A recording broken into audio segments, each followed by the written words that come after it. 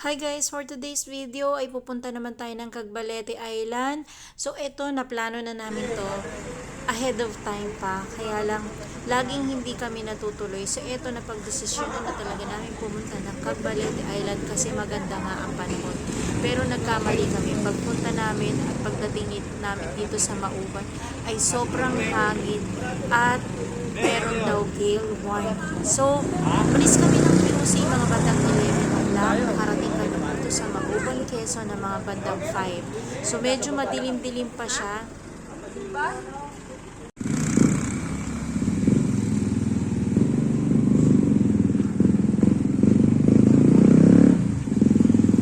Kuya, yun siguro yung tinapay na may mga kabagong. Ay, bumili tayo. Lalo na yung tubig. Kasi isla yun eh. Hi! Ang mga gala, nasa galaan na naman. Walang tulog yan, pero sige na. Saligang naman ang pakiramdam ko na wala rin. Medyo Buti na kumalam lang. nga yung ating sikmura dito at nagutom tayo. Tapos meron tayong nakita dito na lugawan. Kaya naman sinilip namin kung ano ang meron. At nakikain na rin kami sa loob. Habang nag-aantay tayo Yan ang mga foodies nila. ng kung matutuloy ba yung biyahe papatawid doon sa Cagbalete ay kumain nga muna tayo at makapagkwentuhan dito sa may-ari ng kalugawan. Pang ano nga nila yung forjak na makakapang para pagbiyahe nila. Ayan, bibili po tayo ng pinagong. Mainit-init pa yan. Yan po. Yan, daming tinapay. Ito talaga yung hinahanap ko. Pinagong. Ito yung klase din sa lakban dati na bili natin. Medyo malaki. Oo. Pero at least kung bangong luto. Mainit pa.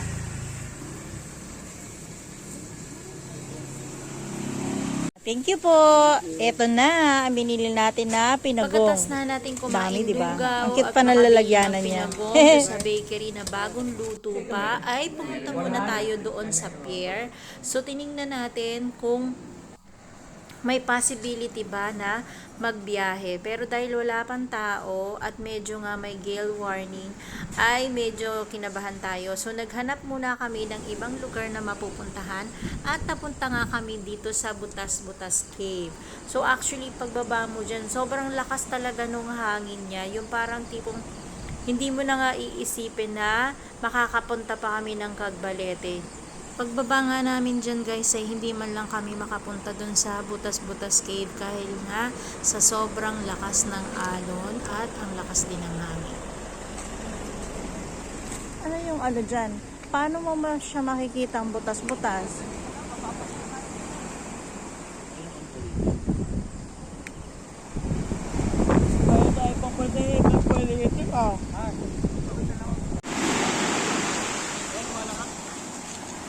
So, eto na nga guys at bumalik na nga tayo sa Pantalan para mag-inquire dahil nga meron naman daw biyahe. So, yung regular fare nila is 100 tapos yun namang senior at student naman nila is 80 pesos. So, yung first trip ng Pantalan to Cagbalete ay 9 to 10 yung first trip tapos yung last trip naman ay 3 to 4. Tapos kung galing ka naman ng Cagbalete to Pantalan, 7 to 8 a.m. yung alis doon, tapos 12 to 1 yung second trip naman nila. So, ayan na nga, nag-inquire na rin tayo dyan ng pwede nating matuluyan doon para hindi na tayo mag-iikot-ikot pat na hihiramang maghanap. So, yung nakita namin is yung Doña Choleng na may nag-recommend din naman. So, yun na yung ating kinuha para meron na tayong tutuluyan doon sa Cagbalete Island pagpunta natin. So, tapos meron na rin yung sa atin doon pa lang sa Cagbalete para naman papunta doon sa resort nila. So, ayan na nga dahil may mabuti. Talagang yung Alfonso talaga hindi makakalimutan ay sinakay na sa tricycle para hindi na mahirap buhatin. Tapos tayo naman ay naglakad na lang papunta doon sa pinaka sasakyan natin na ferry.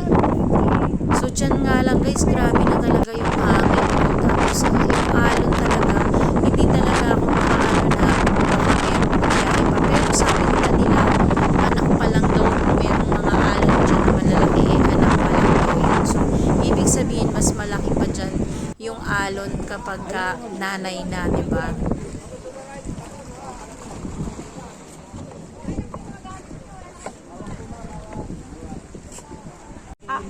Eto na kami. Sasakay na kami.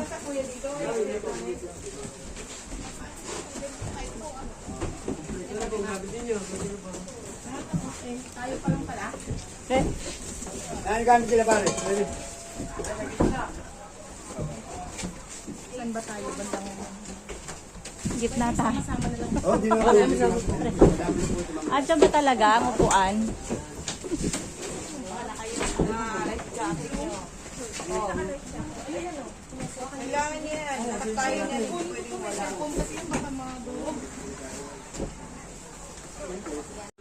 Tapos, itali ulit.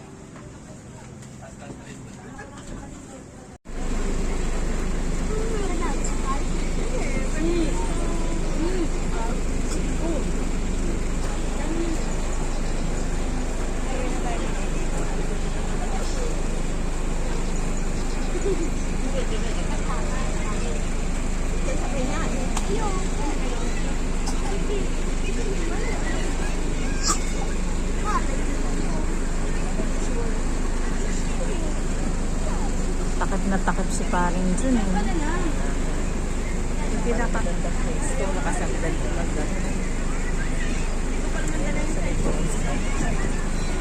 Bakit kasi hindi yun ang pinili mong pwesto?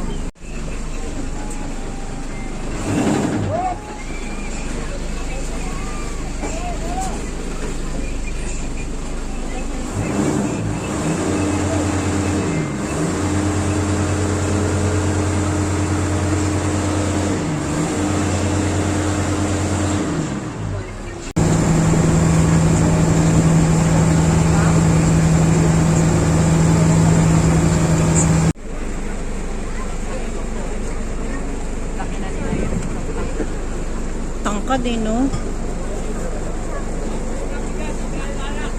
Nung malapit na kami bumaba ay para na kaming mga tulala at hindi na makilala ang aming mga sarili. Sa totoo lang, sobrang laki talaga ng mga alon na sinalubong namin. Sinong Kaya naman binitbit? talagang kinakabahan kami. Tapos, buti na nga lang at ibinaba na yung mga plastic sa bintana kasi pumapasok talaga yung tubig sa loob kahit na nandun na kami sa bandang gitna nakaupo. So ayan na, pagbaba namin ay mag-aantay naman kami ngayon ng service Parehain doon yung bag na mo. magpipick up sa amin papunta dun sa ni-reserve natin na accommodation. So, doon pa lang sa pier ay may magtatanong na sa inyo kung meron ba kayong accommodation. So, buti na lang talaga guys at kumuha na rin tayo para hindi na tayo mahirapang magpipigil pa para dun sa hotel. So, ayan na yung service namin. Isang room kami. So, kasya-kasya kami dyan. So, actually, yan lang din halos lahat yung mga sumundo dun sa mga turista na nagpabook. Special, ganyan. May nauna na, tapos pagkas namin, meron pa mga nag-aantay. Kaya naman, ay mamadali na. So, ayan na nga guys. May makikita Dito lang kami po.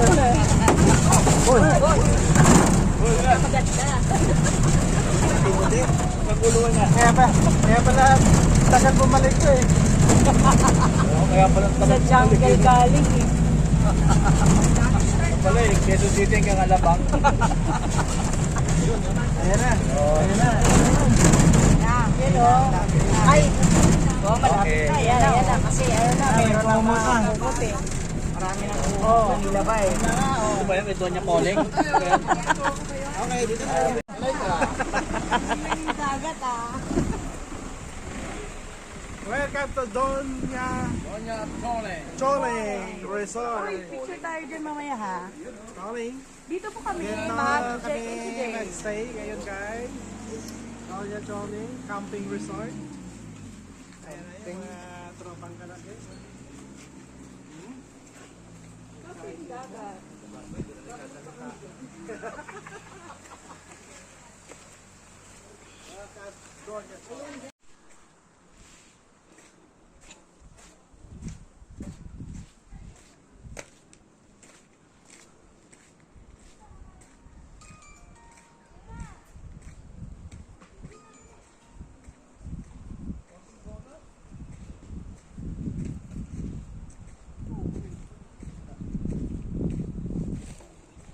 Naba, nandito na pala nakaupo yung dalawa, oh.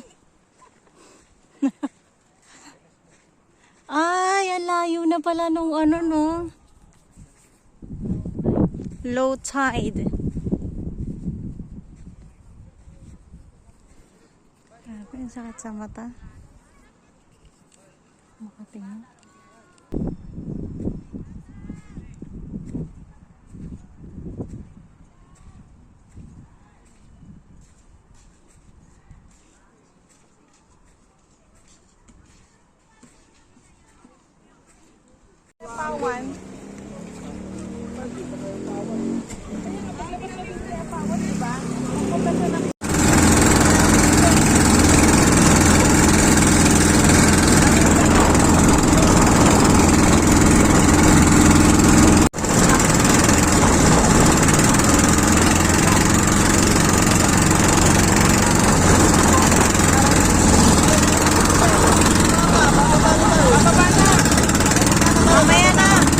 Mamaya na!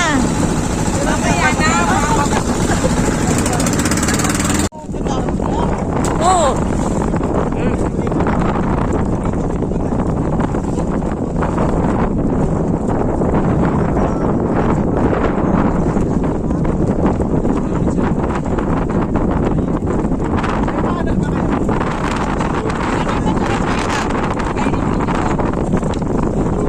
Aray, meron to.